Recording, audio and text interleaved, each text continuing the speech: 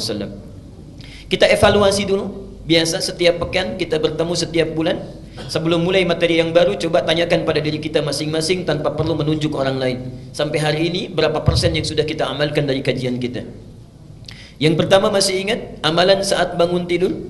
Ya. Kalau yang belum mengamalkan, kita ingatkan kembali. Satu, tidak langsung bangun tapi duduk dulu. Ini sunnah nabinya. Kemudian yang kedua, mengusap mata bekas ngantuknya. Baru setelah itu membaca doa bangun tidur. Masih ingat doanya? Alhamdulillahilladzi ahyana ba'dama amatana. Paham artinya? Baik. Jadi bukan hanya diucapkan, tapi ketika mengucapkan ada komitmen dalam diri kita.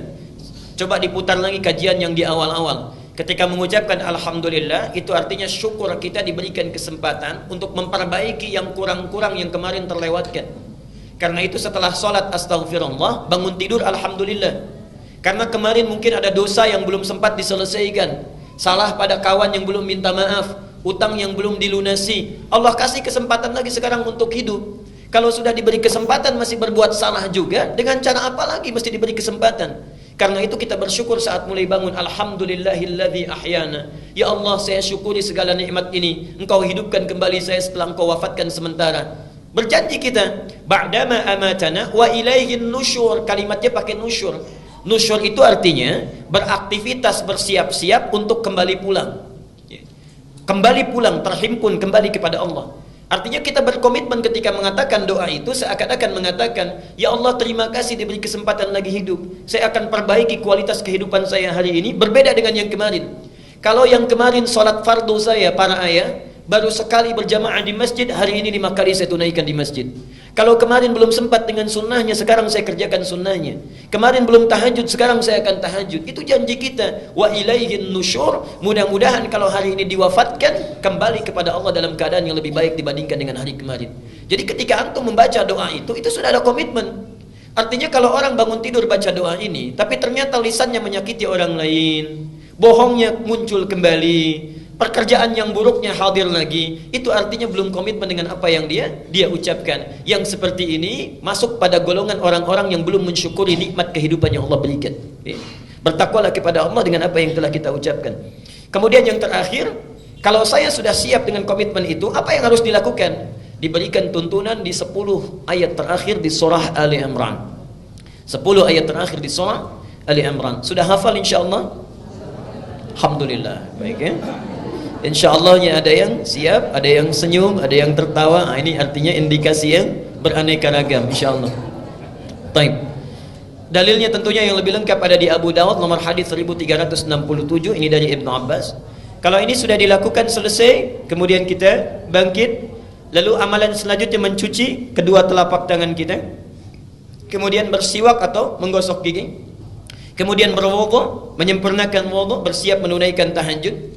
Ingat, yang ikut kajian sunnah Nabi ini artinya orang-orang yang sudah berkomitmen memperbaiki keadaan diri.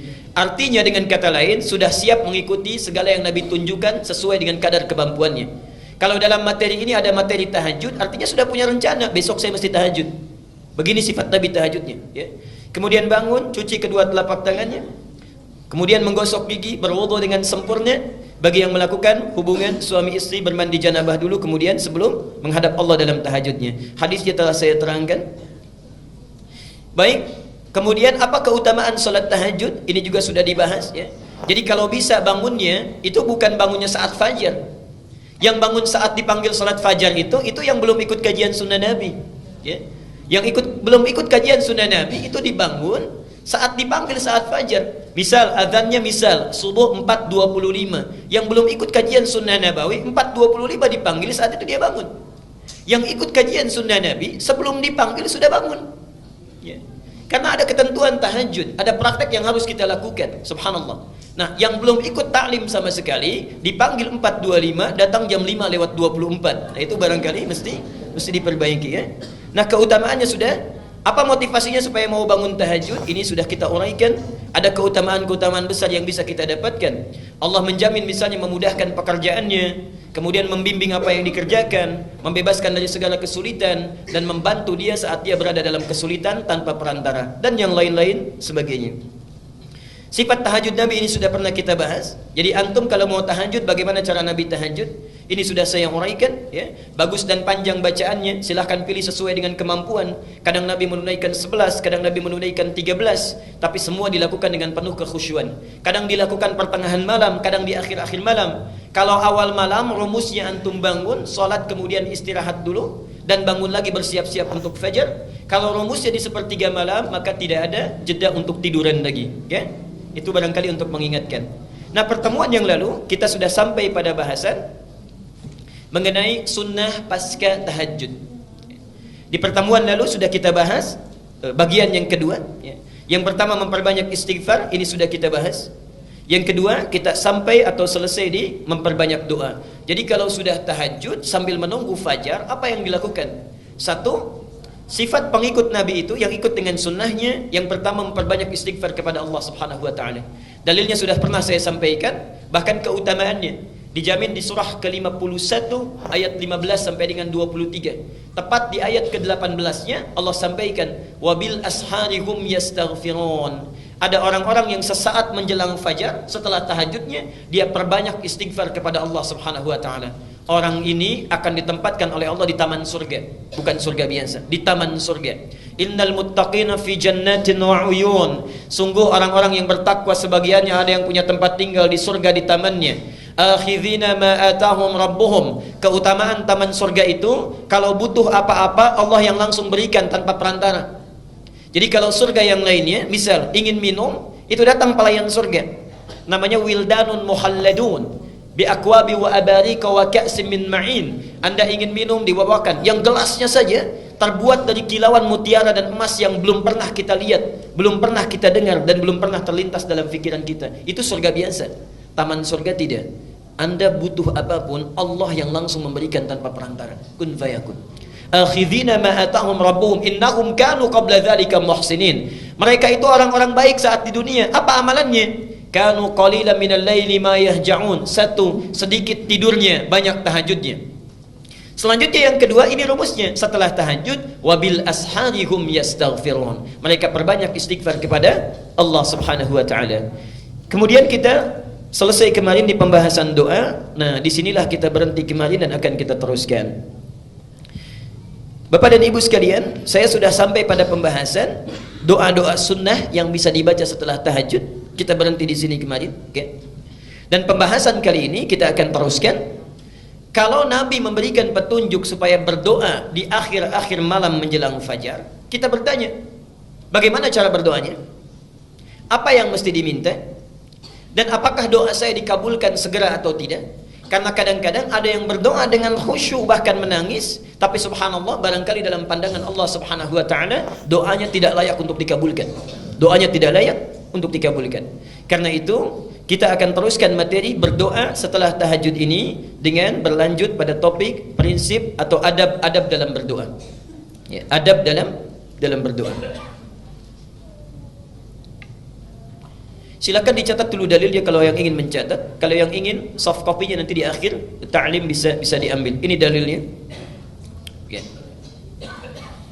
Bapak dan Ibu sekalian, kita mulai dulu inti uraiannya. Kita mulai dengan pengantar dulu prinsip doa. Al-Baqarah 186, Al-Mu'min atau Ghafir surah ke-40 ayat 60. Gak apa-apa, nanti saya putar kembali Bu ya, supaya lebih kejelasan. Saya akan tuliskan.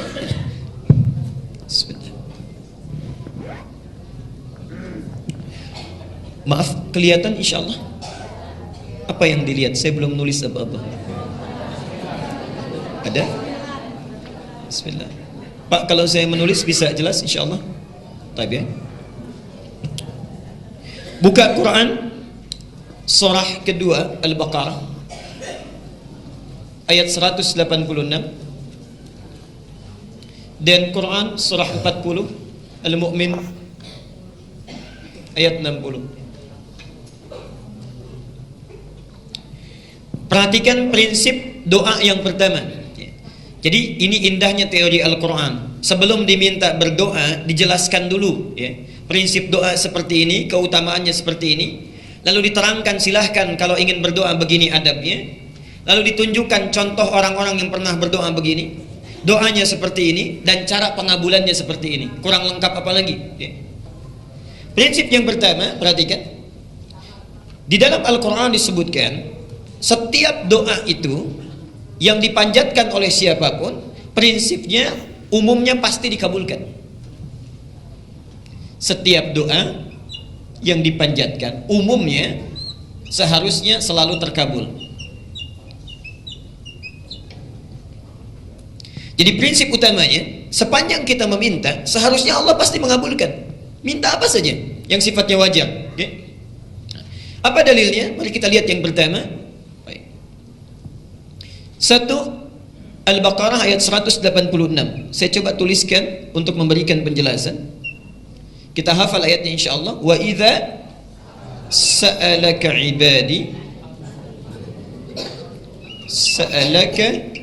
ibadi anni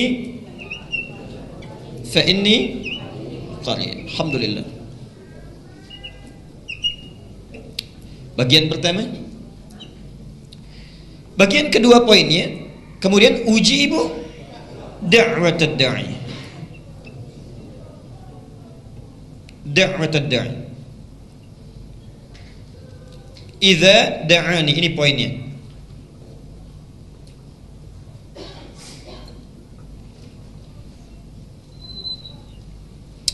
Perhatikan sebentarnya, lalu kita bandingkan dengan di Al-Mu'min atau Ghafir ayat ke-60. Di sini menggunakan kata ujibu, di surat Ghafir menggunakan, perhatikan. Wa qala rabbukum ud'uni astajib lakum. Astajib.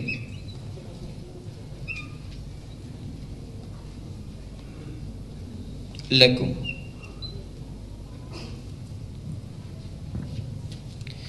Lihat sini perbedaannya, saya tafsirkan pelan-pelan bagaimana indahnya Allah menguraikan kecenderungan manusia dan jawaban dari doa. Wa idza sa'alaka ibadi. Kalau kita sekedar melihat mushaf terjemahan, maka seringkali diartikan dan bila hamba-hambaku bertanya kepadamu Muhammad, demikian ya terjemahannya. Nah, sekarang perhatikan ya. Untuk mengungkapkan kata bertanya, uniknya Al-Quran menggunakan kata sa'ala. Baik ya? Sa'ala.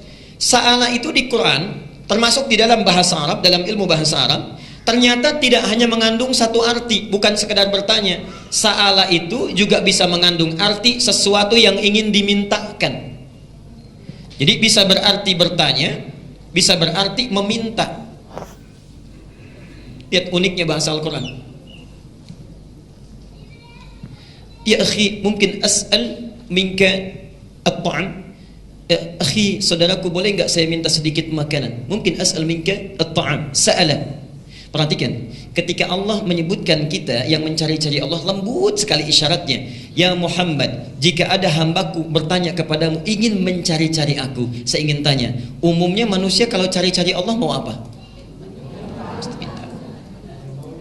Ada maunya. Kalau sedang tidak butuh, lupa. Tapi kalau sedang perlu sesuatu, pasti dicari itu. Tahajudnya rajin, puasanya rajin, mencoba mencari, mencoba menemukan Allah. Ya?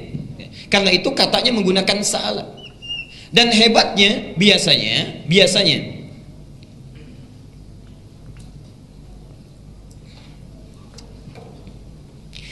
di dalam Al-Quran, kata permintaan ini sekaligus pertanyaan, itu tidak pernah pakai idza. Tidak pernah pakai idza, ya. Subhanallah. Biasanya langsung menggunakan fi'il mudhari. Contoh, Al-Baqarah 219.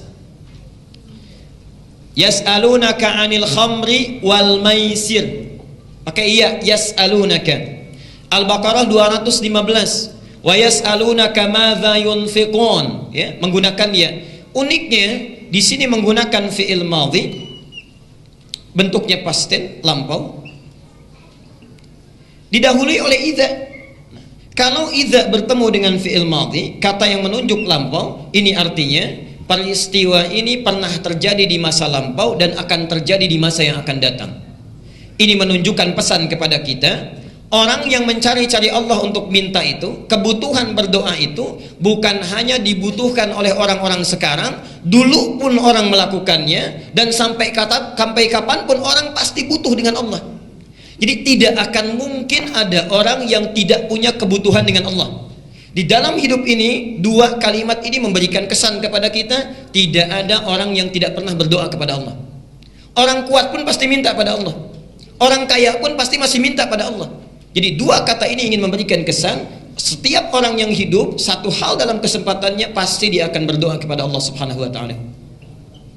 Karena itu Allah sangat marah bila ada seseorang yang tidak mau berdoa kepadanya. Innal ladzina yastakbiruna an ibadati, sungguh orang yang sombong yang tidak mau berdoa kepada saya itu akan saya sediakan neraka spesial untuk tempat dia pulang, Jahannam.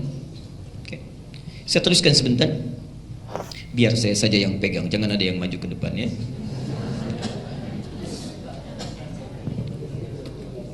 Baik. Lanjutkan.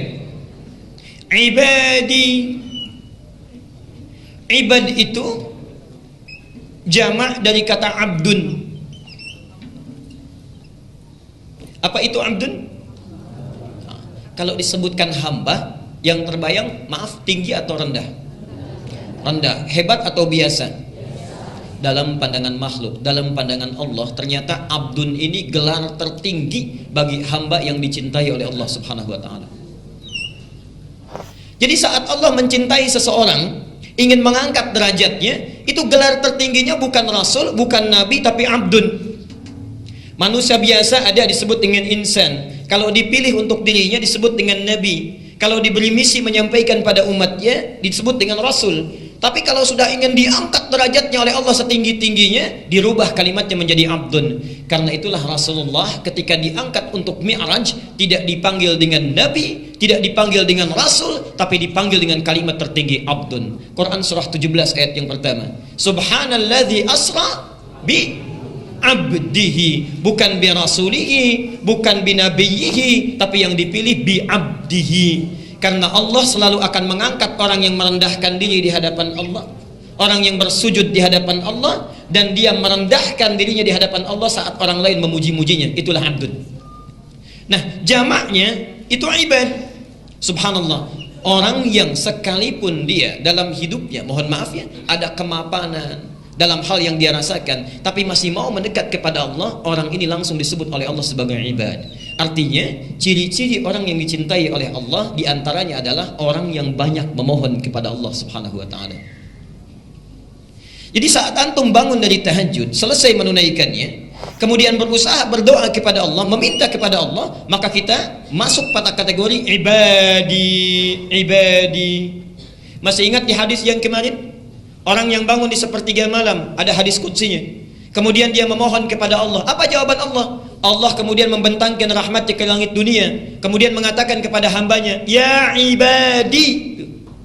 Panggilannya bukan panggilan amanu lagi, bukan mukminun lagi. Ya ibadi, wahai hambaku, apa yang kamu minta? Ingin rahmat sekarang aku berikan, berdoa aku kabulkan, ingin ampunan sekarang aku ampuni. Ya ibadi. Ini yang pertama.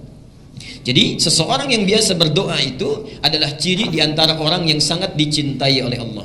Jadi kalau antum dalam hidup itu bisa diukur, coba lihat sehari berapa kali berdoa. Sehari berapa kali berdoa, kan? Bagaimana kualitas berdoa kita? Kalau kita berdoa dengan khusyuk dalam keadaan yang baik, maka termasuk dalam golongan orang yang dicintai oleh Allah Subhanahu wa taala, insyaallah. Saya lanjutkan. Perhatikan sini. Wa idza sa'alaka 'ibadi 'anni, Muhammad, apabila ada hamba-hambaku mencari aku untuk meminta sesuatu, fa inni qarib, maka ini subhanallah, ini yang hebat, ini yang hebat. Biasanya di Quran kalau sudah ada sa'ala itu selalu dengan kul pasangannya. Sudah ada sa'ala selalu kul.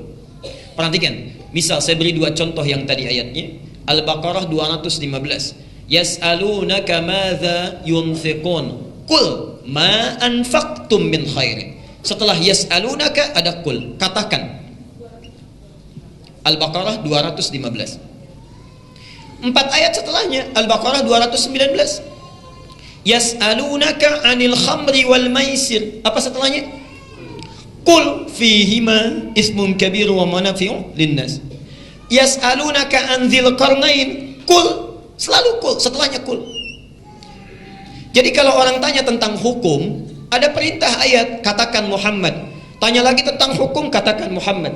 Tanya tentang kisah tarikh, katakan Muhammad. Jadi ada batas, ada jeda antara yang ditanyakan dengan jawaban kul. Tapi orang yang mencari Allah, kulnya langsung dihilangkan.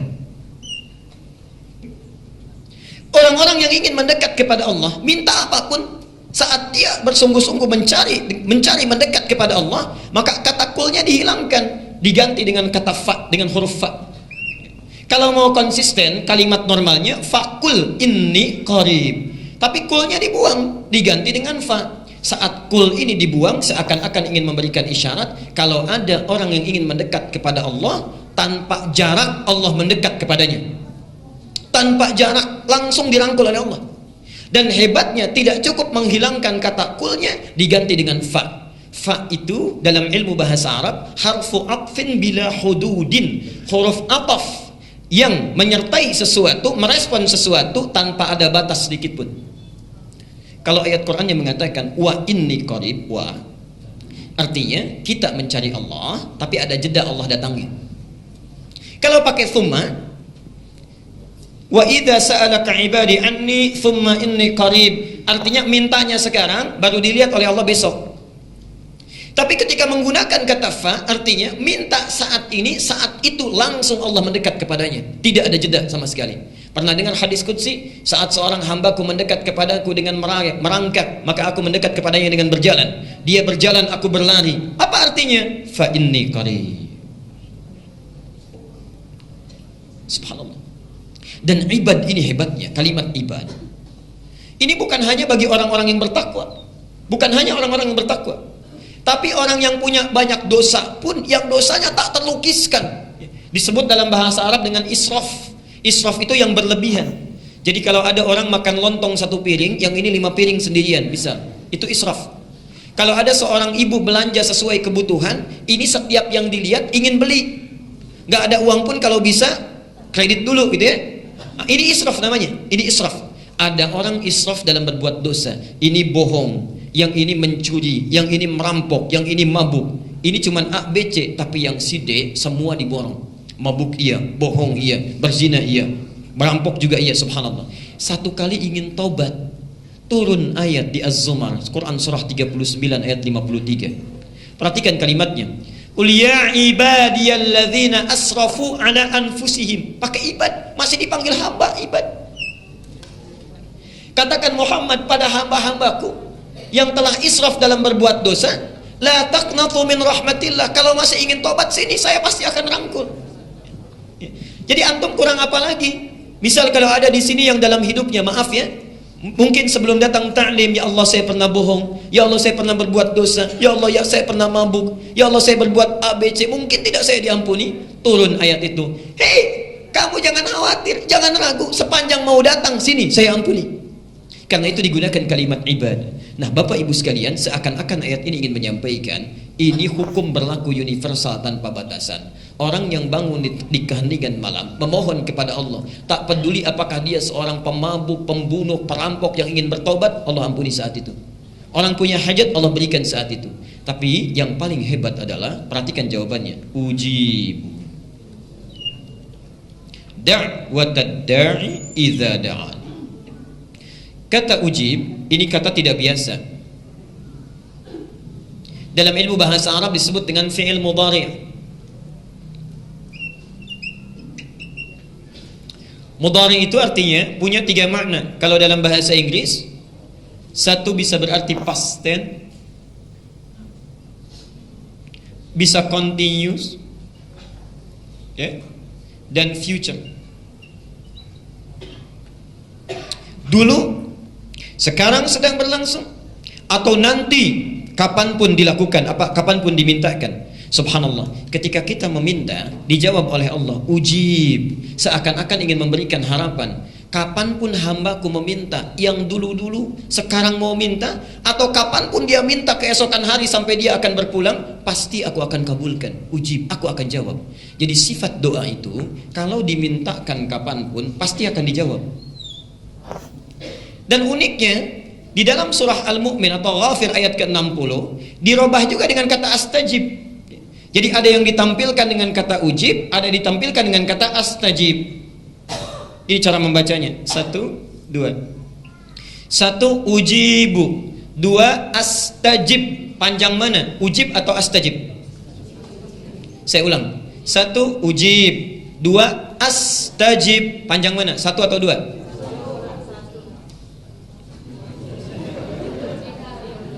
1 ujib, 2 astajib. Panjang mana? Ya.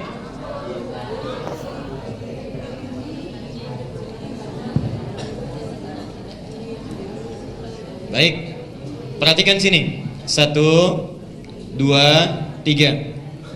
1 ujib. Yang kedua astajib.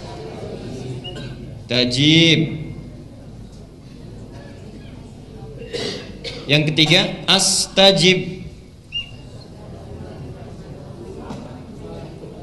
Saya belum tanya, jadi nggak usah dijawab dulu ya. Takutnya salah. 1 ujib, 2 astajib. Panjang mana? 1 atau 2? Nah, sekarang sudah sepakat ya. Ini kita simpan dulu yang ketiga. Panjang yang kedua. Perhatikan. Cara Allah menjawab doa seorang hamba, ujib, singkat. Ada orang yang saat meminta langsung dikabulkan. Saat minta langsung dikabulkan. Karena syaratnya terpenuhi. Yang kedua doanya wajar, saat itu dia butuhkan. Tapi ada orang yang saat meminta, saat berlangsung doa belum dikabulkan. Karena menurut Allah barangkali belum siap dia untuk menerima apa yang dimintakan. Mungkin nanti seminggu kemudian setelah siap baru diberikan. Ibu bapak punya anak SD baru kelas 6, minta motor, dikasih tidak? Belum tentu dikasih.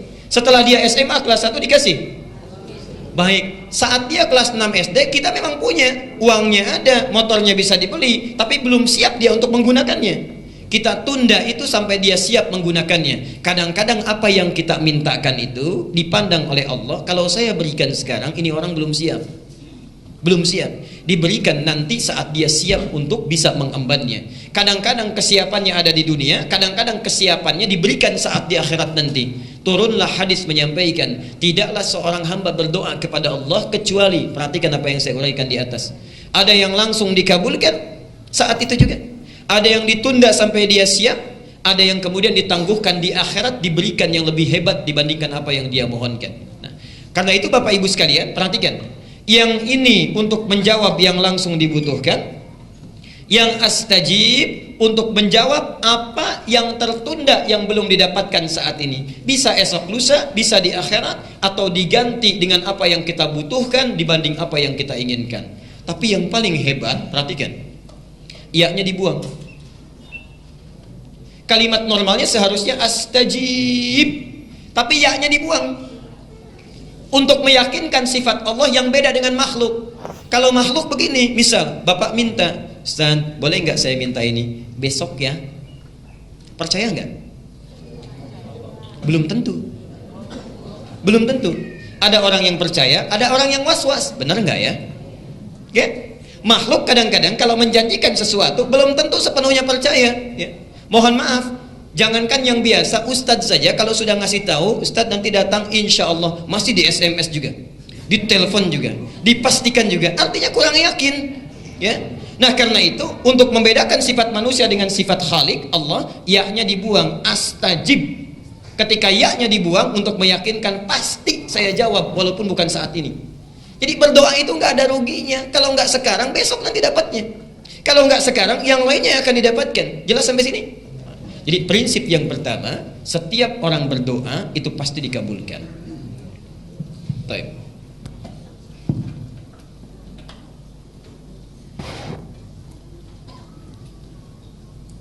Ini dalilnya. Jadi bisa kita temukan di berbagai tempat. Al-Baqarah 186 di Qur'annya. Surat Ghafir ayat 60. Hadis At-Tirmidzi nomor hadis 3556. Ini hebat sekali.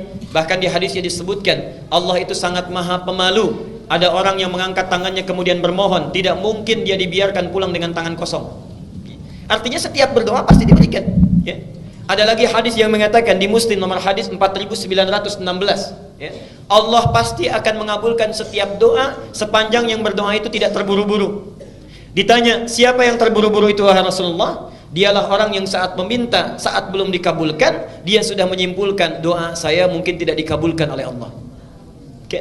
Nah, jadi semua hadis ini, semua ayat ini memberikan gambaran prinsip doa kalau diminta pasti dikabulkan, dijawab. Pertanyaannya, kenapa Ustadz saya selalu berdoa tapi rasa-rasanya nggak terkabul? Kenapa saya selalu meminta tapi kok ditundanya begitu lama? Mintanya sudah bertahun-tahun tertentu, memohonnya sudah lama tapi sampai sekarang belum terkabulkan juga. Barangkali, mohon maaf, kita akan termasuk dalam golongan yang mungkin bukan sekedar ditunda dengan panjang, tapi boleh jadi termasuk yang ditolak doanya. Karena prinsip doa itu seharusnya terkabul, tapi ada orang-orang tertentu yang tatkala meminta, Allah tidak akan mengabulkannya sepanjang hidupnya kalau dalam masih keadaan seperti itu. Siapa mereka? Bagaimana supaya kita menghindarinya? Dan hebatnya, mohon maaf, sekhusyuk-khusyuknya antum berdoa, meminta bahkan setelah tahajud, kalau memiliki sifat ini, bahasa hadisnya sampai kapanpun gak akan pernah dijawab. Jadi nanti kita akan evaluasi kalau ada di antara kita saat ini yang sering kali berdoa meminta padahal sudah menangis, bangun sholat tiap malam, boleh jadi belum terkabul atau tidak terkabul karena punya sifat-sifat yang mungkin kita akan tampilkan. Baik. Ini bagian yang pertama. Sudah? Catat dulu dalilnya karena saya tidak cantumkan di sini. Ya, saya tidak cantumkan. Satu. Dicatat dulu dalilnya supaya tidak lupa. Mau yang panjang, yang pendek? Yang pendek, yang ada terjemahan yang Arabnya aja. Terjemahan, baik. Al-Arba'in An-Nawawiyah. Al-Arba'in, ya, cuma 42 hadis dan pendek, banyak terjemahannya. Al-Arba'in An-Nawawiyah, nomor ke-10. Hadisnya nomor 10. Itu diambil dari hadis Muslim, nomor hadis 1051. Jadi Imam An-Nawawi mengambil hadis di hadis Muslim nomor hadis 1051, ditempatkan di kitabnya Al-Arba'in posisi nomor 10. Sudah? Baik. Yang kedua, masih tadi Al-Baqarah 186. Quran surah 2 Al-Baqarah 186. Kemudian Al-Isra surah 17. Al-Isra surah 17 ayat 110. Ayat 110. Kemudian Adz-Dzariyat, ini contohnya surah 51 ayat 55 sampai dengan 60 terakhirnya. 55 sampai dengan 60. Sudah? Baik. Nah, sekarang mari kita lihat dan kita evaluasi dan kemudian kita berhenti di titik ini. Bapak dan Ibu sekalian, di antara sunnah Nabi setelah kita tahajud, kemudian kita duduk khusyuk beristighfar, lalu memohonkan hajat kita kepada Allah Subhanahu wa taala yang ingin kita mohonkan. Nah, penting diketahui, sebelum kita memohon kepada Allah, ada sunnah Nabi yang lain terkait dengan adab-adab berdoa. Bagaimana supaya berdoa itu mudah sampai kepada Allah, cepat diterimanya dan langsung dikabulkannya. Baik. Bagian yang pertama, ini sunnah Nabinya. Hendaklah setiap orang yang berdoa mempersiapkan perangkat dirinya dengan halal dan baik. Saya ulang, hendaknya setiap orang yang akan berdoa mempersiapkan perangkat dirinya. Perangkat diri itu berarti pakaiannya, ya. Kemudian apa yang dia kenakan, apa yang dia makan, ya, apa yang ada di sekitarnya. Jadi sebelum berdoa pastikan dulu itu halal, pastikan baik, ya. Jadi jangan sampai misalnya antum berdoa sudah menangis terseduh-seduh, disebut nama Allah Asmaul Husna, dipanjatkan di pertengahan malam, tapi pakaiannya haram, makanannya haram, yang dikenakannya haram, sajadahnya haram. Bagaimana bisa dijawab itu? Apa dalilnya? Hadis riwayat Muslim nomor hadis 1051 di Al-Arba'in nomor ke-10. Hadisnya dari Abu Hurairah. An Abi Hurairah radhiyallahu anhu qala. Hadis ini disampaikan dari Abu Hurairah, semoga Allah memberikan ridha kepadanya. Qala Rasulullah sallallahu alaihi wasallam, Rasulullah sallallahu alaihi wasallam pernah bersabda, "Innallaha thayyibun la yaqbalu illa thayyiban." Sungguh Allah itu maha baik, sifatnya baik, keadaannya baik. Karena Allah itu sifatnya baik, maka tidak akan pernah menerima apapun kecuali dari yang baik-baik. Jadi ingat, doa itu sangat suci, akan berlabuh di tempat yang suci. Allah yang maha suci tidak akan menerima doa itu yang berasal dari yang tidak suci. Jadi sebelum antum berdoa, sucikan dulu diri kita, sucikan perangkat kita, apa yang kita kenakan, apa yang kita gunakan. Kemudian Nabi menyampaikan, wa innallaha amaral mu'minina bima amara bihil mursalin, dan Allah memerintahkan kepada orang-orang yang beriman dalam hal berdoa seperti perintahnya kepada para rasul yang diutus. Kenapa doa disandingkan dengan iman? Ingin menunjukkan pesan bahwa satu, hanya orang yang punya keimanan yang kuat yang mau khusyuk berdoa kepada Allah. Artinya kalau antum dalam hidup tidak pernah berdoa, ada sesuatu yang salah dalam imannya. Dan yang terakhir, perhatikan, setelah membacakan 2 ayat Quran, ada yang menarik. Thumma dzakara ar-rajula, kemudian mengisahkan tentang kisah seorang laki-laki. Yutilus safar, dia menempuh perjalanan yang panjang. Di antara syarat diijabah doa dengan cepat orang yang dalam keadaan safar. Karena itu saya sangat mohon sebesar-besarnya, kalau ada orang yang sedang safar, awas beda ya, antara safar dengan zahab itu lain. Kalau zahab itu perjalanan kurang lebih di bawah 82 km itu zahab. Jadi kalau Bapak Ibu menempuh perjalanan di bawah 82 km, 0 sampai 82 itu zahab namanya. Zahaba yadhhabu. Ana al-yaum adhhab ila Jami' al-Azhar. Saya hari ini akan pergi ke Masjid Al-Azhar. Dekat ya? Enggak sampai 80 kilo. Itu zahab. Tapi kalau lewat dari situ, apalagi panjang sekali, sudah zona waktunya berubah, itu disebut dengan safar. Safar. Orangnya disebut dengan musafir. Nah, kalau orang sudah musafir, sudah safar, berlaku beberapa ketentuan hukum. Satu, boleh dia menjama', bahkan boleh dia qasar.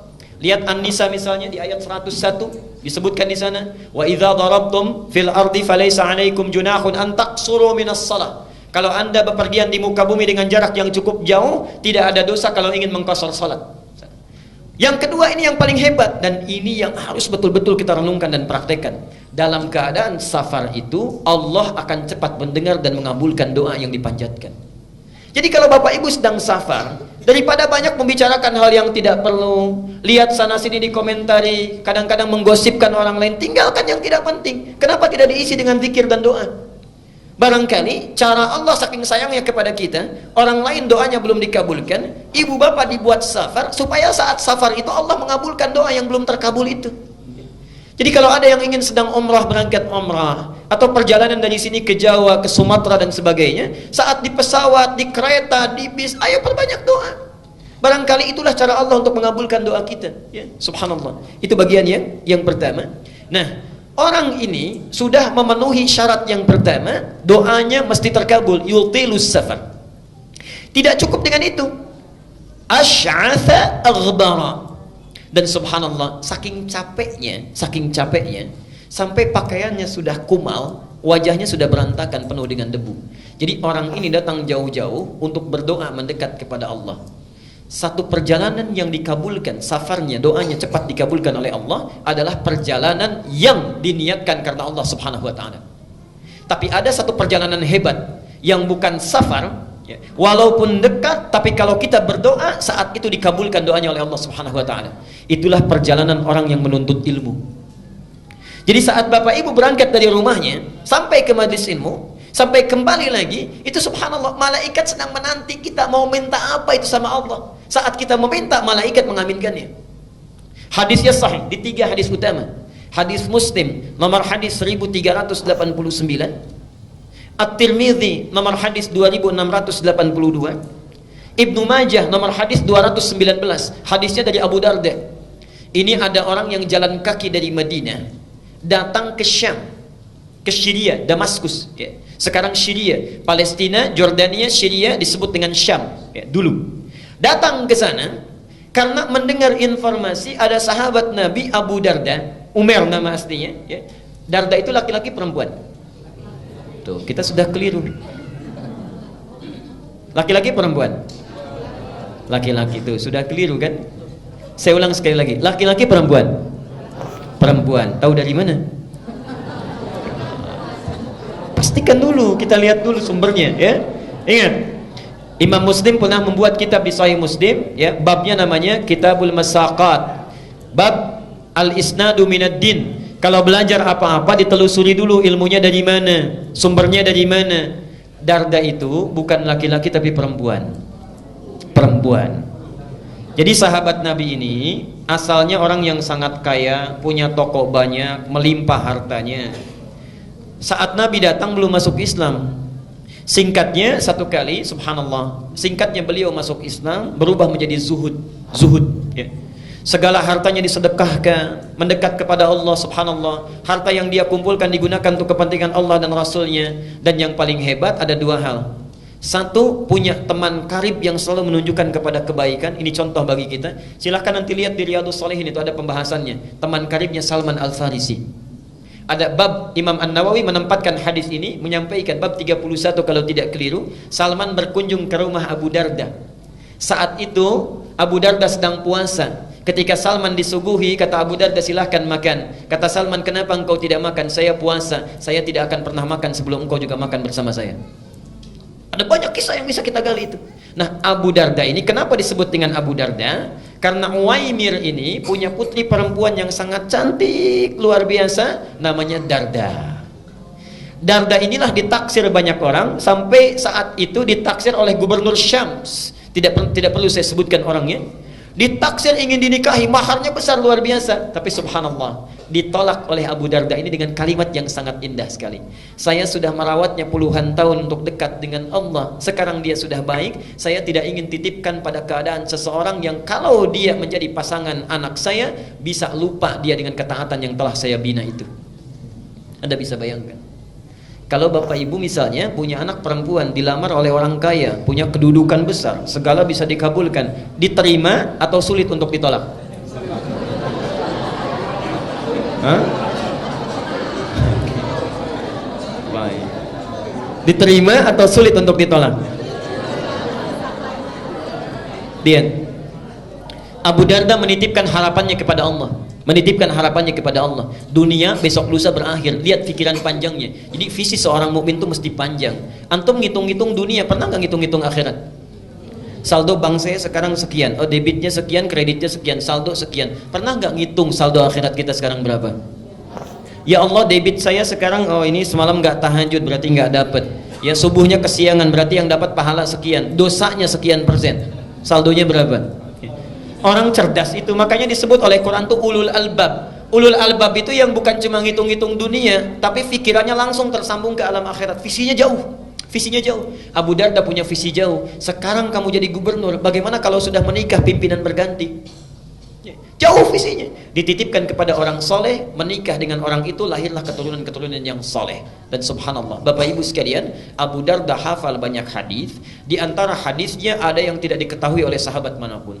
Orang ini datang dari Madinah, subhanallah, kota Nabi, berjalan kaki, Pak Bu, bayangkan. Tadinya naik unta, kemudian dijual untuk bekal, jalan kaki. Jarak Madinah ke Syria sekarang kurang lebih sehari semalam kalau pakai bis. Kalau jalan kaki kira-kira berapa lama? Jangan dulu dijawab, sudah pernah atau belum? Okay. Dan jangan bayangkan situasinya seperti sekarang. Subhanallah. Datang jalan kaki, sampai di sana bertemu Abu Darda, terlihat seperti orang kecapean, kelelahan dalam fisiknya, tapi wajahnya memancarkan senyuman. Orang ini, kata Abu Darda, ya akhil karim, a'indaka haja? Saudaraku, Anda punya keperluan apa katanya? Kata orang ini langsung singkat, padat, lugas, tegas. Uridul hadis. Saya pengen hadis. Saya dengar ada hadis yang pernah disampaikan oleh Anda tidak dimiliki oleh sahabat yang lainnya. Uridul hadis. Saking bingungnya Abu Darda, jauh-jauh jalan kaki ke sini cuman pengen satu hadis. Kata Abu Darda ditanya, "A'indaka haja ukhra?" Apa Anda tidak punya kebutuhan yang lainnya? La, faqat uridul hadis. Tidak, saya cuman pengen hadis saja. Menjaga keikhlasannya, tidak melekatkan dengan motif yang lainnya. Uridul hadis. Subhanallah. Perhatikan, orang jalan kaki tidak ada fasilitas yang memadai untuk mendapatkan satu hadis saja ditempuh perjalanan. Untuk dapat satu hadis, antum yang fasilitasnya banyak, yang punya sepeda, yang punya motor, masjidnya bahkan ada yang di samping rumahnya, saat ta'lim fasilitasnya bagus, direkam juga, ustadznya datang sendiri, masih nggak mau tersentuh untuk ta'lim. Dengan cara apa lagi? Dengan cara apa lagi mesti difasilitasi? Dan itu bukan 1-2 hadis, kadang-kadang satu pertemuan bisa 3-5 hadis. Ada muridnya Imam Malik datang, saya ingin hadis katanya, ditolak oleh Imam Malik, tidak. Nunggu di luar sampai bosan, kata Imam Malik pada yang bantu beliau, khadim beliau, cambuk dia katanya. Cambuk ini bukan marah untuk menguji kira-kira masih bertahan gak. Ketika dicambuk sampai 40 kali, dicambuk, Anda zalim kepada saya, kata orang ini. Saya sudah menjual apa yang saya punya. Jadi orang ini menjual apa yang dia miliki, kekayaannya dan sebagainya, hanya untuk menempuh perjalanan supaya belajar hadis pada Anda. Anda zalim pada saya. Baik ya. Kata Imam Malik, kalau begitu saya ingin balas kezaliman saya. Apa yang bisa saya lakukan? Berikan saya hadis sesuai dengan cambukan yang telah tadi diberikan. Jadi dicambuk 40 kali, minta 40 hadis. Begitu disampaikan 40 hadis oleh Imam Malik, kata orang ini, tolong cambuk saya lagi sebanyak-banyaknya, belum cukup hadisnya. Ada orang yang dicambuk sekedar untuk belajar. Antum tidak pernah dicambuk, dikasih fasilitasnya, bahkan hari Kamis dikasih takjilnya, dikasih buka puasanya, dikasih bukunya, dikenyangkan perutnya, ustadznya datang. Tadi ada pertanyaan, yang nggak puasa boleh buka nggak? Boleh. Gampang, di sini manhajnya sederhana. Yang nggak puasa buka yang mau dimakan, yang puasa yang makannya. Singkat ya. Baik. Sekarang perhatikan. Jadi orang ini ketika datang langsung disampaikan hadisnya. Hadisnya tentang ta'lim. Ini yang hebat. Yang dalam perjalanan tidak mengenal jauh, dekat pun doanya dikabulkan. Man salaka tariqan yaltamisu fihi ilman, sahhalallahu lahu tariqan ilal jannah. Jangan baca sampai di sini, lihat yang di Ibnu Majah. Wa innal malaikata la tad'u ajnihataha ridan li talibil ilmi wa hatta al-hitana allati fil bihar. Orang yang menyiapkan dirinya menempuh satu perjalanan. Salaka itu mau dekat mau jauh saya tempuh. Ya. Jadi orang yang serius menyiapkan dirinya menempuh satu jalan, yaltamisu fihi ilman. Kalimat iltamasa itu bukan sekedar belajar, menyiapkan perangkatnya supaya bisa diraba, dicatat, dilihat. Perhatikan. Sahhalallahu lahu tariqan ilal jannah. Balasan pertama, Allah akan mudahkan langkahnya menuju surga karena ilmunya. Yang kedua, perhatikan. Wa innal malaikata, setiap dia akan berangkat, malaikat itu membentangkan sayapnya ridwan li talibil ilmi, memberikan ridha kepada para penuntut ilmu. Ridhanya malaikat itu punya dua makna. Satu, memohonkan ampunan, al-istighfaru lahu, dan yang kedua, mengaminkan doa setiap yang dimohonkan oleh para penuntut ilmu. Jadi tolong pakai ini sunnahnya. Setiap berangkat dari rumah sampai sini, sampai pulang lagi, gunakan sunnahnya. Jangan cuma di jalan lihat pohon bagus, dikomentari bagus. Lihat rumah orang-orang yang bangun, kita yang komentar. Lihat orang jalan olahraga, kita bawakan sampaikan pada teman. Duh, orang itu ya jam segini olahraga, harusnya taklim. Udah ria tuh. Banyak yang dibawa. Kenapa kita tidak gunakan dengan zikir istighfar pada Allah? Perbanyak doa mendekat kepadanya. Subhanallah, itu taklim. Nah, orang tadi datang jauh-jauh, itu sudah cukup baginya doanya dikabulkan. Apalagi tujuannya ingin berdoa. Yang lebih hebat, yamuddu yadaihi ila sama, mengangkat tangannya ke langit begini. Tsumma qala, kemudian mengatakan, ya Rabb, ya Rabb, disebut Asmaul Husna. 3 syarat doa mestinya terkabul dengan cepat. Apa kata Nabi? Fa anna yustajabu lidzalik. Gimana doa kamu bisa dijawab? Famat'amu haramun wa mashrabu haramun wa malbasu haramun wa ghudhiya biharamin.